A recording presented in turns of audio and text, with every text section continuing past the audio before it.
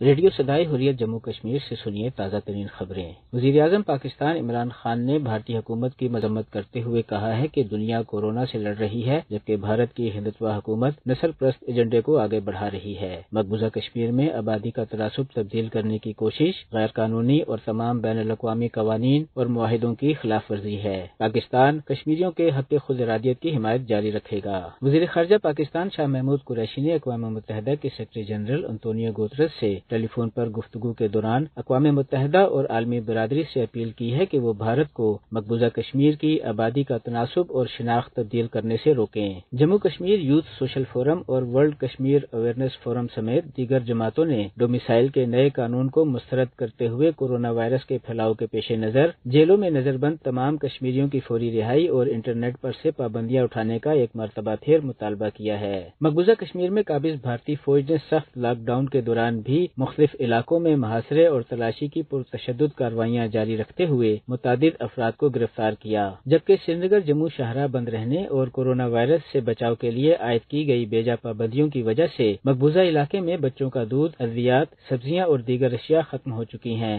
جس کے نتیجے میں عوام کو سخت مشکلات کا سامنا ہے۔ اس کے ساتھ ہی خبریں ختم ہوئیں۔ 47 سے اب تک بھارت کا جموں کشمیر سے زبردستی کا قائم ہر رشتہ دھوکہ دہی کی ایک داستان ہے، وہ جعلی الحاق کی بےمانی دستاویز ہو، مجاہدین آزادی کی پیش قدمی روکنے کے لیے اقوام متحدہ جانے اور عالمی برادری کی آنکھوں میں دھول جھونکنے کے لیے رائے شماری کا بے ایفا وعدہ ہو، اندرا عبداللہ کارڈ ہو، کٹھ پتلیوں کے لیے نام نہاد جمہوری عمل ہو، گورنر راج ہو، یونین ٹیریٹری کا چکمہ ہو یا ڈومیسائل کا جھانسا ہو، سب کا مقصد جموں کشمیر کی زمین ہڑپ کرنا اور اس پر قبضہ برقرار رکھنا اور آبادی کا تناسب تبدیل کرنا ہے۔ اب تو حریت ہی نہیں، بھارت نواز سیاست کار بھی اسے دھوکہ دہی ہی کہنے لگے ہیں۔ ریاست کے وزیر اعلیٰ رہنے والے غلام نبی آزاد نے کہا، یہ جو موقع